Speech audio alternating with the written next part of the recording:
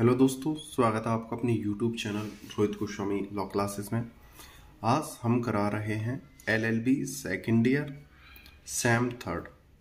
Act है public international law, code है 3002 और क्वेश्चन है 10।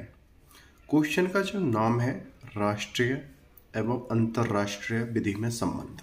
ठीक है, राष्ट्रीय एवं अंतर्राष्ट्रीय विधि में संबंध वेरी वेरी वेरी वेरी जितना लिखा जाए इतना कम है, इतना इंपॉर्टेंट है, इतना जरूरी है, इतना महत्वपूर्ण है। ठीक है, अक्सर 20 नंबर में पूछा जाता है। कितने नंबर में आता है? 20 नंबर में आता है। और अगर 20 नंबर में नहीं आता है तो 10 नंबर में आता है। और कभी कभार ऐसा होता है 10 नंबर और 20 नंबर दोनों में ही आ जाता है। ठीक है, तो कहने का मतलब है ये जो क्वेश्चन है बहुत ही जरूरी है, बहुत ज्यादा इंपॉर्टेंट है। वीडियो में चलने से पहले बस आपसे छोटी सी रिक्वेस्ट, अगर आपने अभी तक हमारे चैनल को सब्सक्राइब नहीं किया है तो प्लीज सब्सक्राइब कर लो। ठीक है, अब ज्यादा बात ना करते हुए अपने क्वेश्चन की तरफ चलते हैं और क्वेश्चन को देखते हैं और चलते हैं। राष्ट्रीय एवं अंतर्राष्ट्रीय विधि के पारस्परिक संबंध से संबंधित विभिन्न सिद्धांतों की विवेचना कीजिए। क्या अंतर्राष्ट्रीय विधि भारत गणराज्य के कानून का अंग है? देखो, विधि शब्द से आप सब परिचित हो। राष्ट्रीय एक देश को कहते हैं, अंतर्राष्ट्रीय संपूर्ण विश्व के देशों के ऊपर लगी हुई विधि को कहते हैं। ठीक है, राष्ट्रीय विधि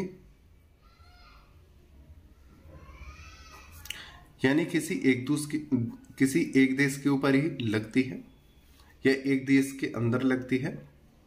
और जबकि अंतर्राष्ट्रीय विधि, कौन सी? अंतर्राष्ट्रीय विधि, अंतर्राष्ट्रीय विधि संपूर्ण स्वतंत्र देशों पर लगती है। जितने भी स्वतंत्र देश हैं यानी विश्व स्तर पे। ठीक है, सभी देशों की विधि होती है। ठीक है, अब ये जो चीज है हमारे दिमाग में आ गई है। राष्ट्रीय विधि क्या होती है और अंतर्राष्ट्रीय विधि क्या होती है? विधि यानी कानून या रूल्स। ठीक है, आगे चलते हैं। राष्ट्रीय एवं अंतर्राष्ट्रीय विधि का संबंध। सबसे पहले थोड़ा सा एक्सप्लेनेशन देख लेते हैं और फिर आगे चलते हैं। अंतर्राष्ट्रीय और राष्ट्रीय विधि परिभाषा और क्षेत्र की दृष्टि से एक दूसरे से भिन्न है। देखो ये क्या हो रहा है, एक्सप्लेनेशन देखो। राष्ट्रीय और अंतर्राष्ट्रीय विधि परिभाषा और क्षेत्र की दृष्टि से एक दूसरे से भिन्न है। ठीक है, वो कैसे अभी बताएंगे, पहले इसे एक बार पढ़ लेते हैं। राष्ट्रीय विधि से तात्पर्य ऐसी विधि से है जो राज्य की सीमाओं के अंतर्गत व्यक्तियों के आचरण को नियंत्रित करती है, जबकि अंतर्राष्ट्रीय विधि राष्ट्रों के संबंध को नियंत्रित करती है। देखो यहां पे क्या बोला है, एक दूसरे से भिन्न है। किसमें? परिभाषा में और क्षेत्र में।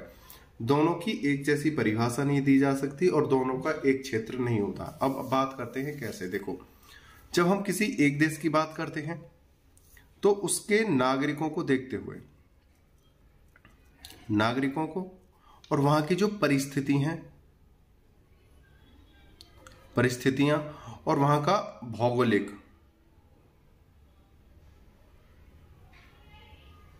भौगोलिक स्तर देखा जाता है।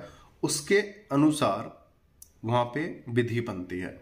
नागरिक किस धर्म से है, किस प्रकार से है, परिस्थिति क्या चल रही है, भौगोलिक स्थिति कैसी है, उसके हिसाब से एक देश की विधि बनती है। ठीक है, और चौथा एक पॉइंट और रह गया था, वो है राजनीतिक स्तर। ठीक है, नागरिक के अंदर हमारा समाज भी आ जाता है। ठीक है, उसी के अंदर सारी चीजें जो व्यक्तियों से संबंधित आ जाती हैं। अब देखते हैं अंतर्राष्ट्रीय स्तर पर यहां पे क्या है। अब यहां पे देखा जाएगा देशों की कंडीशन, किस देश की क्या कंडीशन है, किस देश की विधि किस प्रकार से है, और उनके जो समझौते हैं, समझौते, संधि, ठीक है, समुद्री रास्ते और उनके आचरण क्या है, आचरण, ये देखे जाएंगे। समझौते किस प्रकार के हो रखे हैं, संधि किस किस देश की है, किस प्रकार की हो रही है, समुद्री यानी समुद्र के रास्तों के आधार पर भी बहुत ज्यादा डिपेंड करता है अंतरराष्ट्रीय विधि। आचरण, देशों का आचरण कैसा है, ठीक है, इन चीजों पे निर्भर करती है, और अन्य भी बहुत सारी चीजें हैं, ठीक है। तो ये कह रहे हैं इसकी तुलना इससे करना बिल्कुल गलत है। क्या है? गलत है, क्योंकि राष्ट्र विधि किसी एक राष्ट्र के ऊपर लगती है, जबकि अंतरराष्ट्रीय विधि अन्य अन्य देशों के समझौतों के अनुसार संपूर्ण विश्व के ऊपर लगाई जाती है, ठीक है। तो ये एक दूसरे से भिन्न है, क्षेत्र के अनुसार भी और परिस्थिति के अनुसार भी, सब तरीके से, ठीक है। आगे चलते हैं।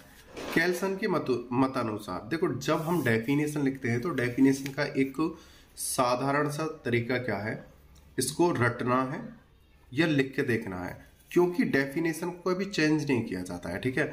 और ये जो हमारी डेफिनेशन होती है 3 से 4 नंबर हमको देती है, ठीक है। केल्सन के मतानुसार अंतरराष्ट्रीय विधि प्रभु सत्ताधारी स्वतंत्र राज्यों के आपसी संबंधों को अनुशासित करती है। कौन सी अंतरराष्ट्रीय विधि? जो स्वतंत्र देश हैं, ये क्या कह रही है, सत्ताधारी, जिनके हाथ में सत्ता है, जो स्वतंत्र है, राज्यों के आपसी संबंधों को अनुशासित करती है।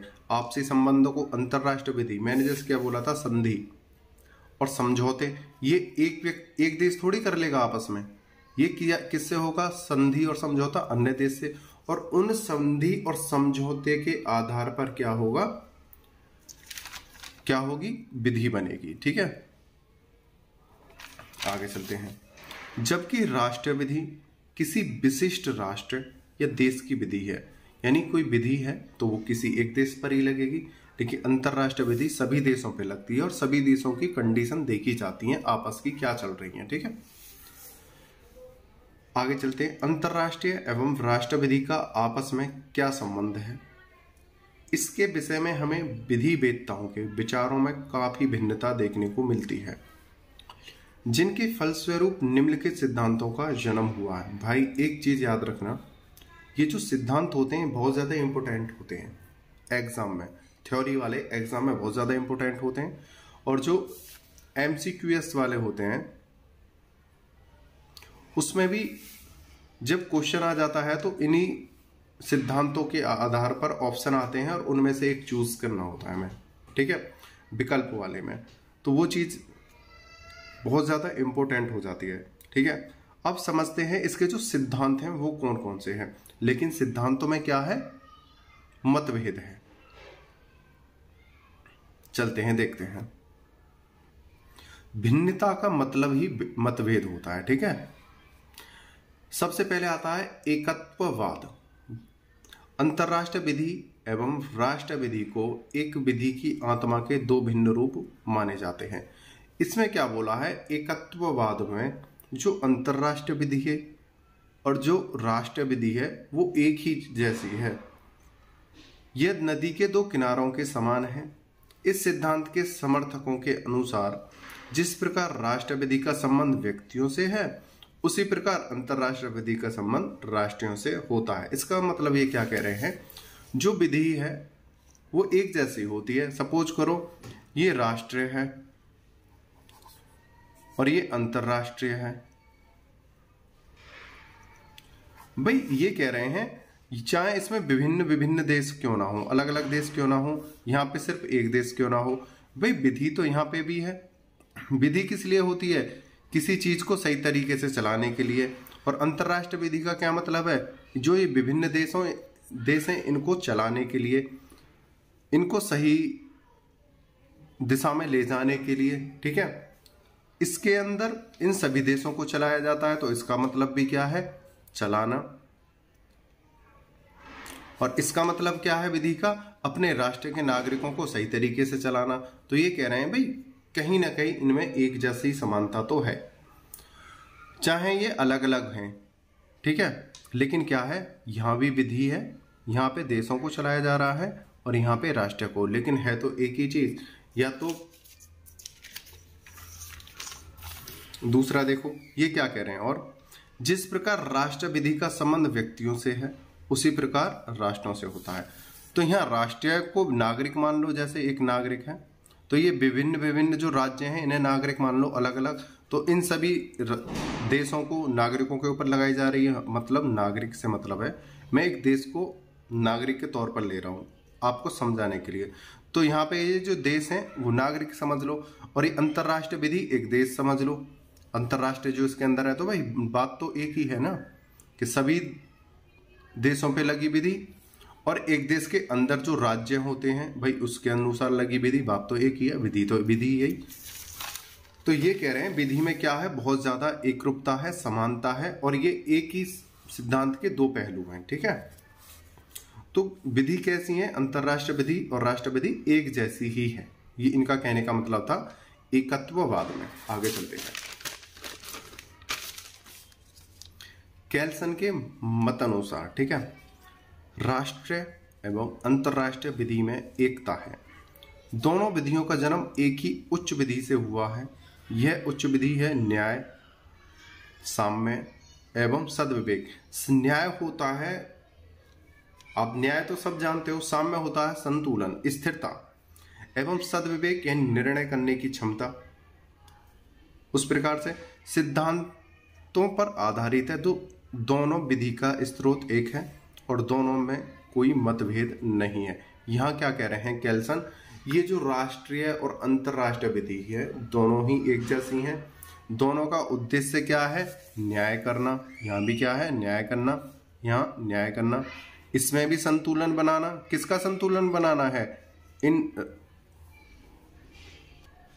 देशों का संतुलन बनाना है। यहाँ पे राज्य और राज्यों के अंदर जो नागरिक हैं उनका संतुलन बनाना है। सद्विवेक यानी निर्णय करने की क्षमता।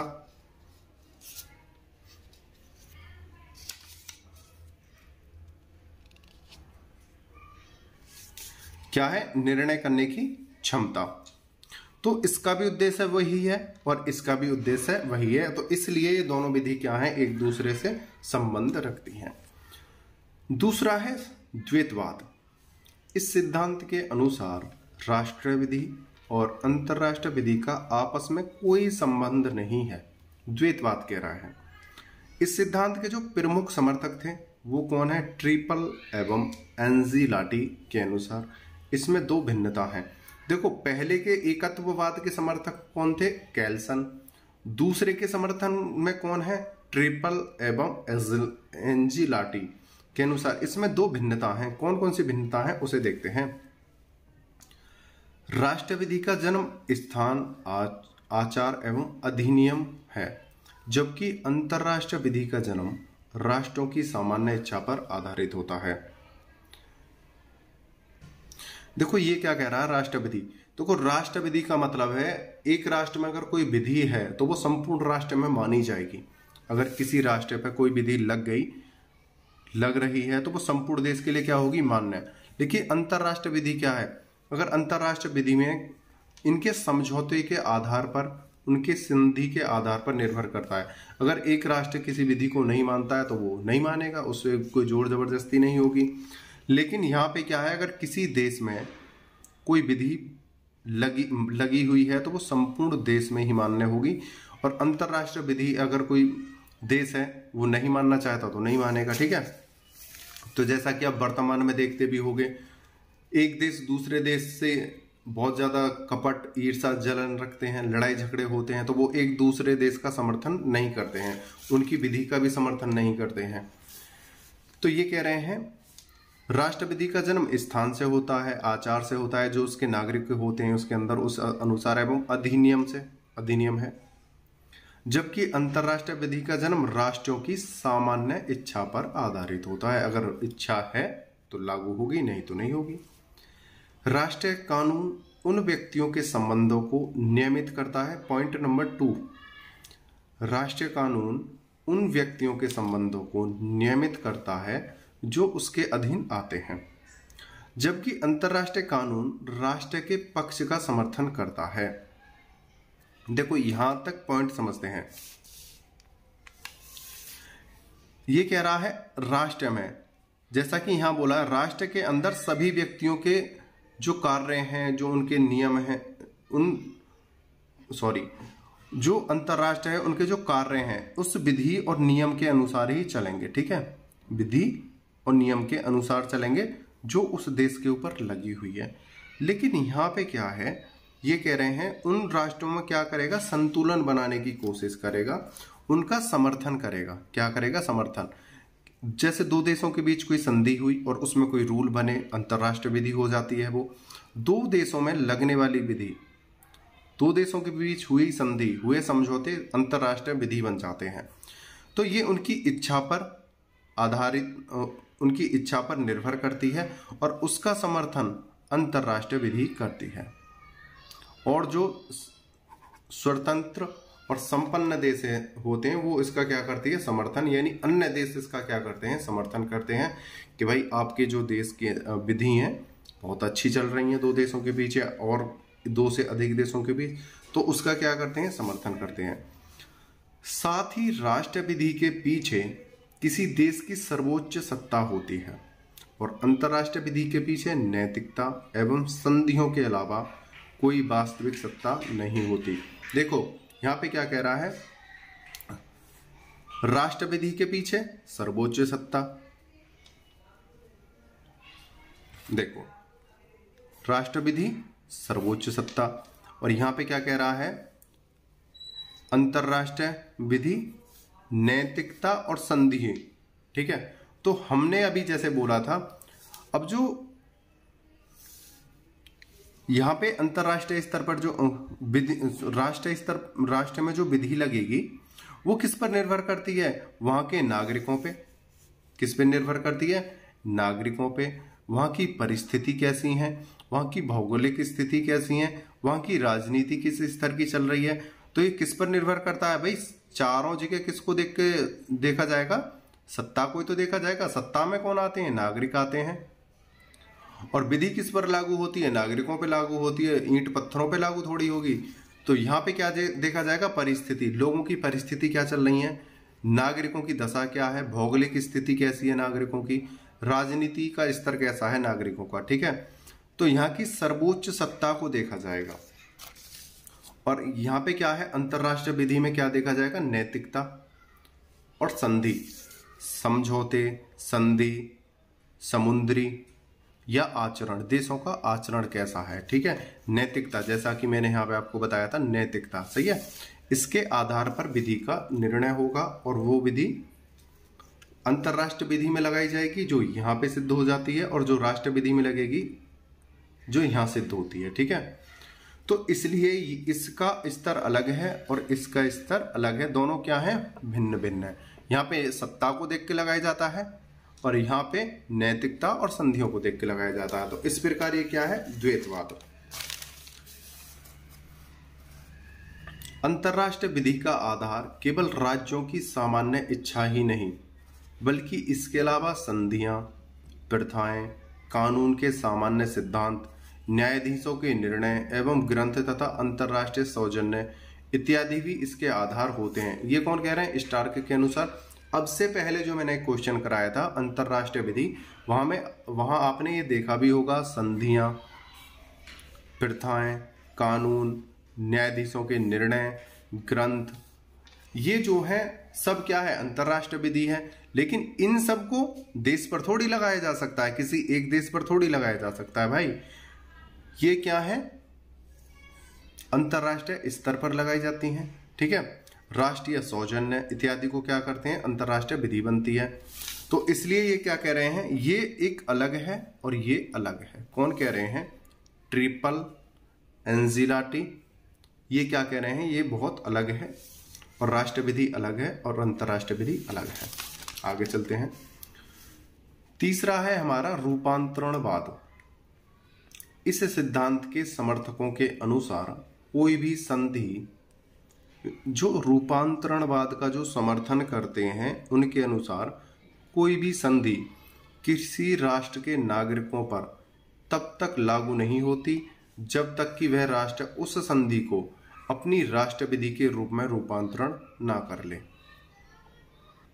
यहाँ पे कह रहे हैं कोई भी राष्ट्र विधि तब तक लागू नहीं होती जब तक वहां के जो नागरिक हैं वो सहमत नहीं होते। जैसे अब कोई हमारा राष्ट्र है भारत, भारत में अगर कोई विधि ऐसी बने जैसे जो नागरिकों के लिए ही सही नहीं है, भाई विधि किसके लिए बनाई जा रही है? जनता को सुखी रखने के लिए, खुश रखने के लिए, जीवन आनंदमय हो, राष्ट्र संपन्न हो जाए और सुख में रहे वहां की जनता।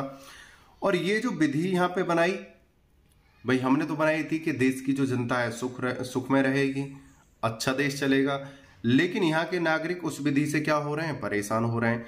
तो सबसे पहले राष्ट्रीय विधि को क्या करेंगे? अपने नागरिकों के ऊपर डिपेंड करता है कि वहां के नागरिक उस विधि से खुश रहेंगे या नहीं। लेकिन अंतरराष्ट्रीय विधि का क्या मतलब है? भाई दो देशों में समझौता हुआ और वहां की एक विधि बन गई, वो क्या हो गई? अंतरराष्ट्रीय विधि। उससे फर्क ये नहीं पड़ेगा कि तीसरे देश की जो स्थिति है उस पर ये लागू किस प्रकार से होगी। भाई दो देशों के बीच कोई संधि हुई और वो क्या हो गई? अंतरराष्ट्रीय विधि। लेकिन कुछ देश ऐसे भी हैं जो इनके बीच समझौता हो गया है, जो इन दोनों को अच्छी लग रही है विधि, वो और अन्य देश को अच्छी ना लगे, तो वो क्या है? रूपांतरणवाद। अलग अलग रूप हैं उनके, ठीक है। आलोचना, यह सिद्धांत द्वैतवाद एवं द्वैतवाद पर आधारित होने के कारण अत्यंत भ्रामक है। यह सिद्धांत रूपांतरण एवं प्रत्युक्तकरण के आपसी अंतरण की ओर अपना तनिक भी ध्यान आकर्षित नहीं करता है। ये जो सिद्धांत है बिल्कुल भिन्न है, अलग है, ठीक है। आगे चलते हैं। समर्पणवाद। इस सिद्धांत के अनुसार अंतरराष्ट्रीय विधि अंतरराष्ट्रीय संविधान की तरह होती है। यह सिद्धांत अंतरराष्ट्रीय विधि की सर्वोच्चता और दोनों विधियों की विरोधहीनता में विश्वास करता है। यहां पे बोला है जो अंतरराष्ट्रीय विधि है वो अंतरराष्ट्रीय संविधान की तरह है। जिस प्रकार किसी देश के ऊपर एक संविधान होता है और उसको लगाया जाता है, उसी प्रकार अंतरराष्ट्रीय स्तर पर जब समझौते और संधि हो जाती हैं और जो स्वतंत्र देश होते हैं वो उस विधि को अंतरराष्ट्रीय विधि यानी संविधान की तरह उन पर लागू करते हैं। यह सिद्धांत अंतरराष्ट्रीय विधि की सर्वोच्चता और दोनों विधियों की विरोधहीनता में विश्वास करता है, ठीक है। राज्य को अंतरराष्ट्रीय सिद्धांत के संवैधानिक नियमों द्वारा यह अधिकार है कि वे इस बात का स्वयं निर्णय कर सकते हैं। किसको अधिकार है? संवैधानिक नियमों द्वारा यह अधिकार है अंतरराष्ट्रीय सिद्धांत पे राज्यों को। राज्य होता है देश। यहां पे कह रहे हैं जो राज्य हैं यानी जो देश हैं, जो अंतरराष्ट्रीय विधि है उसको अपने देश के ऊपर किस प्रकार से लगाया जाए, यानी जो हमारे किसी दो देशों के बीच संधि हुई और वो बन गई अंतरराष्ट्रीय विधि। अब ये विधि जो तीसरे देश पे अगर संविधान के अंतरराष्ट्रीय संविधान के द्वारा लगाई जाए तो ये निर्भर करता है उस तीसरे देश के लिए कि वो अपने देश पे उन विधियों को किस आधार से लगाए। वो स्वतंत्र होता है, लगाए या ना लगाए। अगर लगाता है उन विधियों को अपने देश के ऊपर तो किस आधार से लगाए। यहां पे बोला है राज्य को अंतरराष्ट्रीय सिद्धांत के संवैधानिक नियमों द्वारा यह अधिकार है कि वो इस बात का स्वयं निर्णय कर सकते हैं कि अंतरराष्ट्रीय संधियों को राज्य विधि के क्षेत्र में अंतरराष्ट्रीय विधि के प्रावधानों के अनुसार किस प्रकार लागू किए जाएं, ठीक है भाई। ये खुद स्वयं निर्णय करेगा, ठीक है,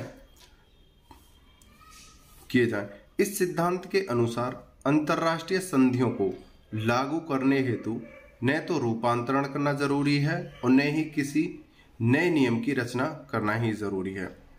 देखो अब ये कह रहे हैं कि अगर कोई अंतरराष्ट्रीय विधि है, ठीक है, और यहाँ पे क्या बोला है कि ये अब रूपांतरण का मतलब क्या होता है, जैसा कि हमने पढ़ा था, अपने देश के नागरिकों की परिस्थितियों को देखते हुए उनसे बूझते हुए उस विधि को लगाया जाएगा। यहाँ पे क्या कह रहा है, इस सिद्धांत के अनुसार अंतरराष्ट्रीय संधियों को जो विधि बनी है लागू करने हेतु ना तो रूपांतरण करना जरूरी है और न ही किसी नए नियम की रचना ही करना ही जरूरी है। ना तो राज्य है उसने स्वयं निर्णय बना लिया कि हम ये जो विधि है ना तो हम अपने नागरिकों से बूझ रहे, ना इसमें कोई फेरबदल कर रहे, हमें इसे लगाना है या नहीं ये हम स्वयं डिसीजन कर लेंगे और हमें चाहिए या नहीं चाहिए ये हमारा निर्णय है। हम अपने अगर उन्हें लग रहा है कि विधि बिल्कुल गलत है तो उन्हें अपने नागरिकों से पूछने की जरूरत ही नहीं है। और इसमें बोला भी गया है रूपांतरण करना जरूरी है, न तो रूपांतरण करना जरूरी है और न किसी नए नियम की रचना करना ही जरूरी है। इनने देखा ये दो देशों की संधि हुई और अंतरराष्ट्रीय विधि बनी और तीसरे देश ने बोला भाई हमें जरूरत नहीं है ना तो बूझने की ना इसमें फेरबदल करने की, हम इस विधि को नहीं मानते हैं। ठीक है, आगे चलते हैं। अंतरराष्ट्रीय कानूनी व्यवस्था को बनाए रखने के लिए, अंतरराष्ट्रीय कानूनी व्यवस्था को बनाए रखने के लिए विभिन्न यानी अलग अलग राष्ट्र अपनी कानूनी व्यवस्था में उसके अनुसार ही परिवर्तन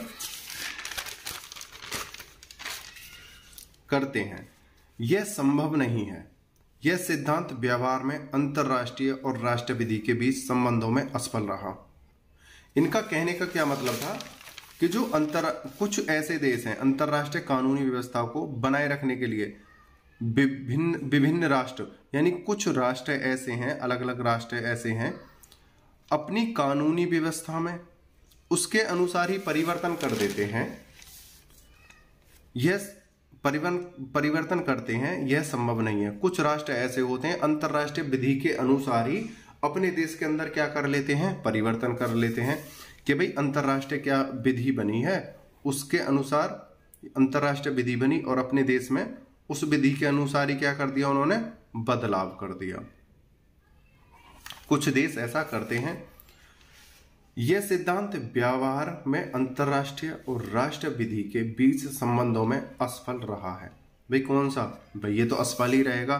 भाई अंतरराष्ट्रीय विधि चेंज हुई, आपने उसके अनुसार अपने देश की विधि को चेंज कर दिया या उसमें कुछ फेरबदल करने स्टार्ट कर दिए, या आपने अंतरराष्ट्रीय विधि के अनुसार, भाई विधि का क्या मतलब है, किन्हीं दो देशों में कोई संधि हुई, वहां पे कोई अंतरराष्ट्रीय विधि बन गई, ठीक है, कोई एक नियम बना था, उस नियम को आप अपने देश पर लागू करोगे, उसके अनुसार आप किसी अन्य देश से क्या करोगे, संधि। ये नहीं अपने देश के ऊपर नहीं लागू करोगे, ये राष्ट्र विधि अलग होती है, अपने देश के अंदर नहीं। जो इन दो देशों के ऊपर लगी है वो अंतरराष्ट्रीय विधि चाहती है कि ये देश भी अन्य देश के साथ उसी प्रकार की विधि को अपनाए। ठीक है, राष्ट्र विधि के बीच संबंधों में असफल रहा है। ठीक है, अंतरराष्ट्रीय और राष्ट्र विधि के संबंधों में असफल रहा है। जब ये दोनों आपस में संबंध नहीं करेंगे तो ये दोनों राष्ट्र अगर सहमत नहीं है और संबंध करेंगे तो जनता पर क्या पड़ेगा, प्रभाव पड़ेगा। व्यापार कौन करती है, देश के अंदर रहने वाली जनता ही तो व्यापार करती है। एक बार और समझ लो, अगर समझ में नहीं आया हो तो, दो देश हैं आपस में संधि हो गई है, एक नई विधि बन गई, ठीक है, तीसरा देश है और एक चौथा देश है। इस अंतरराष्ट्रीय विधि बनी तो जो संपन्न देश हैं जो अंतरराष्ट्रीय विधि को चलाते हैं उन्होंने बोला कि तुम भी इस विधि को लगा लो। किसके साथ, 4 के साथ। 3 से बोला तुम 4 के साथ लगा लो। 3 ने क्या बोला, भाई हम नहीं लगा रहे, क्योंकि अगर हम इस विधि को इसके साथ लगाएंगे तो मैं अपनी देश के अंदर जो विधि है उसमें फेरबदल करना होगा, क्योंकि जब हम तीसरा जो चौथे के संग दोस्ती करेगा यानी समझौता करेगा, संधि करेगा, तो उसके अंदर के नागरिक की तो व्यापार करते हैं, उसके अंदर के नागरिकों पे ही तो लागू होगी और उसे क्या करना होगा, फेरबदल करना होगा, जिसमें वो क्या होगा, असफल। तो वो कह रहा है कि भाई हम अपने देश के अंदर इस प्रकार की विधि नहीं लगा सकते। कुछ देश लगा सकते हैं, उनको स्वतंत्रता है, लेकिन यह हमारे देश की कंडीशन ऐसी नहीं है जो हम लगाएं। ठीक है, आगे चलते हैं। क्या अंतरराष्ट्रीय विधि भारत गणराज्य के कानून का अंग है? भारत में अंतरराष्ट्रीय तथा राज्य विधि के संबंधों के अभ्यास को जानने के लिए अंतरराष्ट्रीय यानी विदेशी विधि जो सभी देशों पे लगती है, तथा राज्य विधि यानी एक देश, राज्य से मतलब होता है किसी एक देश से, राज्य विधि के संबंधों के अभ्यास को जानने के लिए संविधान के अनुच्छेद 51 व 253 को जानना आवश्यक है। ठीक है, अनुच्छेद यानी आर्टिकल 51 के अनुसार राज्य इस बात की कोशिश करेंगे, क्या करेंगे, कोशिश करेंगे किस बात की, अंतरराष्ट्रीय शांति एवं सुरक्षा बढ़े, राष्ट्रों के बीच न्यायोचित एवं सम्मानपूर्ण पूर्ण संबंध रहे। दो राष्ट्रों के बीच क्या रहे? अच्छे संबंध रहे, न्यायपूर्वक रहे। ठीक है। अंतरराष्ट्रीय झगड़ों को पंच निर्माण द्वारा हल करने के लिए प्रोत्साहन दिया जाए। आर्टिकल 253 के अनुसार जब तक कोई संधि संसद द्वारा स्वीकृत नहीं होती, देश के न्यायालय इनको मानने के लिए बाध्य नहीं होंगे। कोई भी विधि जब तक संसद द्वारा देश के ऊपर नहीं लगाई जाएगी, तब तक न्यायालय से मानने के लिए बाध्य नहीं होंगे, मजबूर नहीं होंगे। आर्टिकल कहता है अंतरराष्ट्रीय शांति एवं सुरक्षा बढ़े। भाई अंतरराष्ट्रीय विधि लगेगी तो उससे क्या होगा? शांति एवं सुरक्षा बढ़ेगी। राज्य इस बात की कोशिश करेंगे राष्ट्रों के बीच अच्छे संबंध बने रहें। झगड़ों में अगर झगड़े हो जाते हैं तो उनका जो पंचायती तौर पर सुलह हो, राज्य ये चाहेंगे आर्टिकल 51 के अनुसार। लेकिन 253 कहती है कि कानून तो सही है, हम मानते हैं, लेकिन जब तक उसको सांसद पास नहीं करेगी, सांसद मान्यता नहीं देगी, तब तक उसे लगाया नहीं जा सकता है और न्यायालय उसे मानने के लिए बाध्य नहीं होंगे। मद्रास राज्य बनाम सीमैन 1957 सुप्रीम कोर्ट एससी।